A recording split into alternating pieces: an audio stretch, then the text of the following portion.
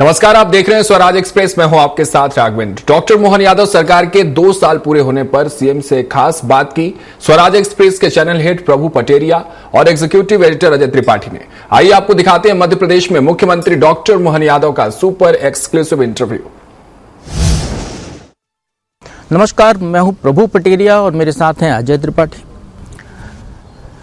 उज्जैन सम्राट विक्रमादित्य के दौर में अवंतिका, राजा भोज के काल में उज्जैनी, सिंधिया राजवंश की राजधानी उज्जैन, जिसको लेकर एक मिथक या किंवदंती काफी मशहूर थी कि कोई राजा वहां पर रात को विश्राम नहीं करता है।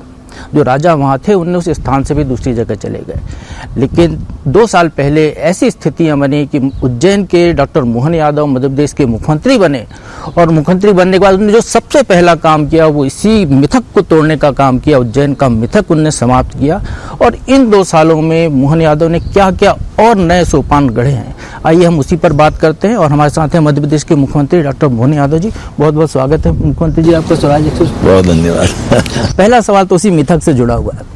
आपने मिथक पहला तोड़ा और हम जब देखते हैं आपके इस 2 साल के कार्यकाल को तो कुछ ऐसी चुनौतियां थीं जिनको माना जा रहा था बड़ी कठिन चुनौती है, वो भी आपने खत्म करते चले गए।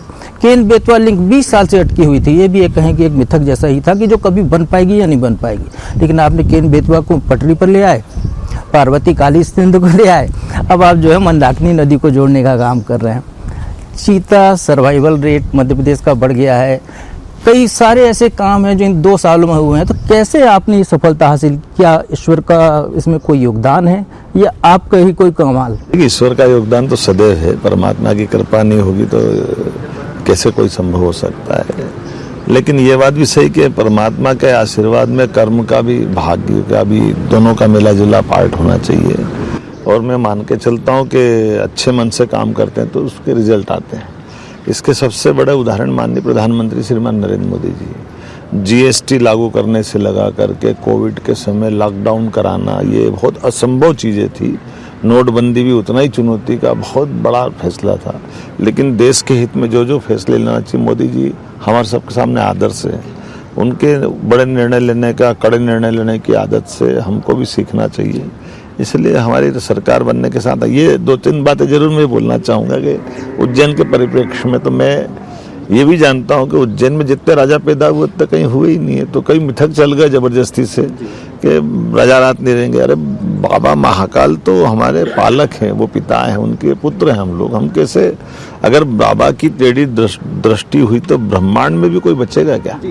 तो इसलिए इस सारी बातों में मैं तो शुरू से मानता हूँ कि हम सबको दायित्व मिलना, जन्म मिलना, जीवन मिलना, समय पे जो प्रबंधन हो रहा है, इससे बाबा की कृपा है। इसलिए बाबा के पास तो पिता के पास पुत्र से आके सोएगा तो इससे ज्यादा क्या आनंद की चीज है। बाबा का ही आशीर्वाद है जो आप सोचते हैं पूरा कर लेते हैं। अब आपने छिपरा की कही कि छिपरा का पानी से सेहत होगा। 100% बिल्कुल सही बात है। अच्छा सोचो, दूर का सोचो तो जरूर भगवान का आशीर्वाद मिलता है और यही प्रधानमंत्री से सीखने को मिलता है। ये हम सबके लिए भी सीखने वाली बात है। एक बड़ा मुद्दा आता है कि चुनौतियां बहुत थी, जैसा पूछा गया। मेरे को तो नहीं दिखाई देती। वही कि डॉक्टर मोहन यादव में वो क्या खूबी है जो चुनौतियां दिखती नहीं है पर सॉल्व हो जाती हैं। मुस्कुराते मुस्कुराते आप दूर कर लेते हैं। औद्योगिक निवेश कहाँ से कहाँ पहुंच गया, बड़ी चुनौती थी। देखिए, अच्छे मन से काम करेंगे, अच्छी नीतियां बनाएंगे, प्रॉपर काम करेंगे। मैं प्राधिकरण में रहा हूँ, टूरिज्म चेयरमैन रहा, शिक्षा मंत्री रहा। मुझे कभी आर्थिक रूप से इन कठिनाइयों के आधार पर काम करने में रुकावट ध्यान में नहीं आई, बल्कि हर जगह हमारे विभाग की भी आर्थिक परिस्थिति हमने बहुत समृद्ध की। मैं जब यूडीए चेयरमैन था तब उसका हमारी जो खास करके स्थापना भी 80% था। जब मैं छोड़ के आया तो 7% पे ले गया। आज जब ज़्यादा बढ़ जाती तो खर्चे अपने आप कंट्रोल होते। ये हमने अपने शिक्षा मंत्री काल में जब नई शिक्षा नीति लागू की तो हमने कोई बजट अलग से नहीं लिया, अपने उपलब्ध संसाधनों में नई शिक्षा नीति लागू कर दी। टूरिज्म में भी ये जो वर्तमान में एविएशन पॉलिसी के प्लेन जो चल रहे हैं, ये हमारे उस समय चालू कर दिए थे, क्योंकि ये हमारे राज्य के अंदर पर्यटन को बढ़ाना, तो पर्यटन के साथ परिवहन के लिए भी, यातायात परिवहन में भी हमको जाना पड़ेगा। कमोबेश वही अपने मुख्यमंत्री कार्यकाल के समय देखता हूँ तो जब बैठे तो हमने कुछ बड़े निर्णय किए कि हमारा 5 साल में बजट को हम डबल करेंगे, ये अपने लिए टारगेट था। इसी प्रकार से एग्रीकल्चर ग्रोथ रेट बहुत अच्छी है। लेकिन उद्योगों की रफ्तार भी उतनी करना पड़ेगी स्थायित्व के लिए, आमदनी के लिए, वो भी जरूरी है। मेडिकल टूरिज्म से लेकर मेडिकल कॉलेज की रफ्तार बढ़ाने की आवश्यकता, तो उस दिशा में हम आगे बढ़े। प्रत्येक क्षेत्र में बड़े निर्णय लिए, फिर हमने कहा जहाँ लॉ एंड ऑर्डर को लेकर के प्रश्न खड़े होते हैं तो हमने सबसे बड़ी चुनौती नक्सलाइटों की बेल्ट में है, उसको हम समाप्त करेंगे।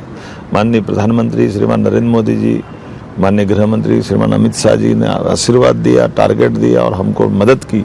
हम अपने राज्य के संसाधनों से लगे और अधिकारियों के साथ पुलिस ने उसके रिजल्ट दिए। ये ऐसे रिजल्ट हैं जैसे उसी प्रकार से जो आपने केन बेतवा और बाकी सबका बोला। मैं मान के चलता हूँ कि राज्य को आगे बढ़ाने के लिए हमारे दिल के अंदर इस सब बातों का एक कसक होना चाहिए और उस पर ताकत से लगे रहो तो परमात्मा साथ देता है। यही दो सवाल उठते हैं। एक जो नक्सलाइट की आपने बात की, ऐसी क्या खूबी है मध्य प्रदेश में कि छत्तीसगढ़ और महाराष्ट्र के नक्सली सरेंडर करने के लिए मध्य प्रदेश आते हैं और आप मध्य प्रदेश को नक्सल मुक्त कर दें? उल्टा है। आप ये अंदाजे से लगाओ कि हमारे यहाँ के ये नक्सली, हमने 1 साल के अंदर जब से नक्सलवाद खड़ा हुआ तब से 1 साल में 10 दुर्दांत नक्सलवादियों को ढेर करने का काम किसी ने किया तो हमारी पुलिस ने किया। डर से आया या पॉलिसी से? हमने मारा है पहले, तो उसमें से सरेंडर हुए हैं। हमारे यहाँ पहले 1 महिला सरेंडर हुई, बाद में 10 हुए, कुल 11 ही सरेंडर हुए। हमारे यहाँ काम करने वाले नक्सली 11 दूना 22 दूसरे राज्यों में सरेंडर हुआ। तो ये हमारी ताकत भी है, हमारी रणनीति भी है और माननीय प्रधानमंत्री और गृह मंत्री का आशीर्वाद भी है। हमने कहा जो पुनर्वास के लिए हमारे सरेंडर करेगा हम उसको तो हमारी पुनर्वास पॉलिसी का लाभ देंगे, लेकिन जो चुनौती देगा और हम उसकी चुनौती में ये मान के चलेंगे कि अगर वो सरेंडर नहीं हो रहा तो हम उसको जिंदा नहीं रहने देंगे। और मुझे इस बात का संतोष है कि उसका रिजल्ट आया और उस पर हमने बहुत सारे प्रकार से काम किया। ये बोलने से नहीं काम चलता है। 850 गोपनीय मित्रों की भर्ती हमने की। जिला पुलिस बल में मंडला, बालाघाट, डिंडोरी में हमने जिले के अंदर की भर्ती के नियम बनाए। बहुत सारे प्रकार से जनता से, विभिन्न विभागों से तालमेल कराया। अंदर के जो मोबाइल नेटवर्क से लेकर कई कनेक्टिविटी की जरूरत थी उस सबको खड़ा किया, उसके रिजल्ट आए। दूसरा ये था उसी से जुड़ा जो अभी अपने निवेश की बात की। मध्य प्रदेश में बहुत लंबे समय से ग्लोबल इन्वेस्टर समिट हो रही है, उद्योगपतियों को आकर्षित करने के बहुत काम हो रहे थे, आपने उसको नीचे तक ले गए। उद्योगपति को कहा कि आइए यही जमीन है, आपको यहाँ उद्योग लगाना है, मतलब रीजनल वहां तक ले गए। पहली बार मध्य प्रदेश में 32 लाख करोड़ के निवेश प्रस्ताव आए और यदि हम इसको देखते हैं तो इतने तो कभी किसी निवेश समिति में क्या सारी में मिलके नहीं आया, तो ये कैसे मूर्त रूप लेंगे, सारे आकार कैसे ले पाएंगे? नहीं, बहुत सरल है। जैसे क्या होता है कि हम अपनी तैयारी वैसी रखें। जैसे मेरे यहाँ कोई कार्यक्रम करूँगा, मैं मेहमान जितने बुलाऊँ, उन मेहमानों का प्रबंधन तो होना चाहिए कि मैं कितने लोगों को बिठा सकता हूँ, खिला सकता हूँ, पिला सकता हूँ।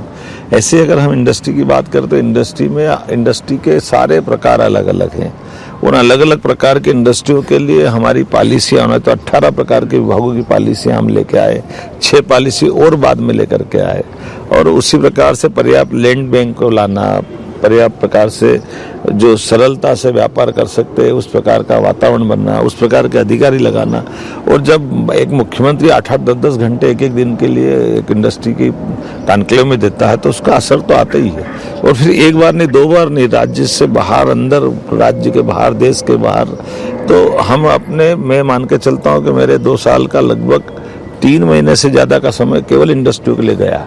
तो ये एक रिदम बनता है, इससे बार बार करने से एक वातावरण बनता है और उस वातावरण में उद्योगपति पे भी असर आता है, अधिकारियों पे भी असर आता है और उसका निराकरण और नीचे काम भी अच्छा। एक सवाल थोड़ा हटके है।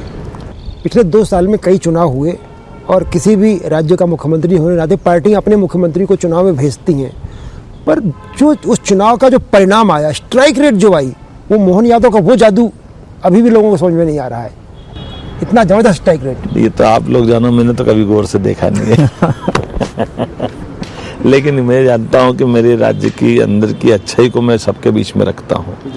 उदाहरण के लिए मैं बिहार अगर जाता हूं, हम किसी की निंदा नहीं करते, किसी पार्टी के बारे में नहीं बोलते, लेकिन ये तो बोल ही सकते कि प्रधानमंत्री नरेंद्र मोदी जी के काम करने का तरीका, भारतीय जनता पार्टी के काम करने का तरीका ये कितना अच्छा है कि एक राज्य का मुख्यमंत्री बना के भेज रहे हैं उस व्यक्ति को जिसके घर में कोई सांसद नहीं, कोई विधायक नहीं, कोई मंत्री नहीं। तो आज के इस लोकतंत्र की इससे खूबसूरत बात क्या होगी? तो जो बड़े पैमाने पे ऐसे लोग जो इसको बात देखते हैं और समझते हैं, तो इसको जब आंखों से देखते हैं और कानों से सुनते हैं तो भरोसा करते हैं कि भाई ऐसा होता है क्या।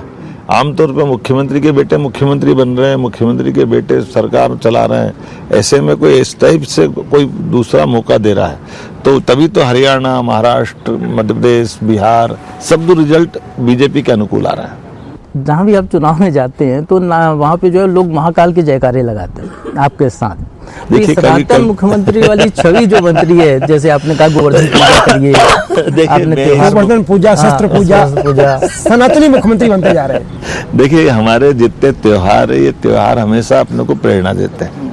हमारी संस्कृति तो जयंती की संस्कृति है, इसलिए सारे त्योहार हमारे पर्व ये उत्साह बढ़ाने वाले हैं, उमंग बढ़ाने वाले हैं, आत्मीयता से जोड़ने वाले हैं और इसमें संकोच करने की क्या जरूरत है। अगर मैं बाबा महाकाल की नगरी से आता हूँ तो आज देश भर में बाबा महाकाल का देश का दुनिया में एक आकर्षण होता है, तो जयकारा लगता, आनंद आता है। तो मैं मान के चलता हूँ कि उस जयकारे में मैं भी भागीदार हूँ और वो सब बाबा महाकाल को समर्पित है। इसी प्रकार से हर त्योहार से मैं मान के चलता हूँ कि त्योहार समाज मनाता, लेकिन सरकार नहीं मनाती थी। सरकार क्यों नहीं मनाती? अरे सरकार समाज से अलग थोड़ी है, तो सरकार को समाज के मिलने वाले बनने वाले त्योहारों में अपनी भूमिका लाना चाहिए। इसलिए गोवर्धन पूजा जब हम करते हैं तो गोवर्धन पूजा में हम गोपालन को बढ़ावा दे रहे हैं, गौ संवर्धन को बढ़ावा दे रहे हैं, प्राकृतिक खेती को बढ़ावा दे रहे हैं, आजीविका में लोगों किसान की आय बढ़ जाए उसका बढ़ावा दे रहे हैं, दूध के उत्पादन को बढ़ावा दे रहे हैं। तो ये हमको करना ही चाहिए। तो मैं इसको इसी तरह से देखता हूँ, हर त्योहार का आनंद इसे, रक्षाबंधन से बहनों की नारी सशक्तिकरण की भावना प्रबल होती है। तो ऐसे त्योहार में हर संदेश छिपे हैं, उनको आगे पकड़ के बढ़ने की जरूरत है बस। निश्चित रूप से आपने सहजता के साथ ऊपर किया है और सहजता के साथ एक अलग अंदाज दिखाई पड़ता है। एक छोटा सा लगता है मुझे कि कई बार आपके बारे में जब सोचते हैं तो लगता है कि उठो तो ऐसे उठो कि फक्र हो बुलंदी को, और झुको तो ऐसे झुको कि बंदगी भी नाच करे। बहुत बहुत शुभकामनाएं आपको, बहुत सफलता के लिए।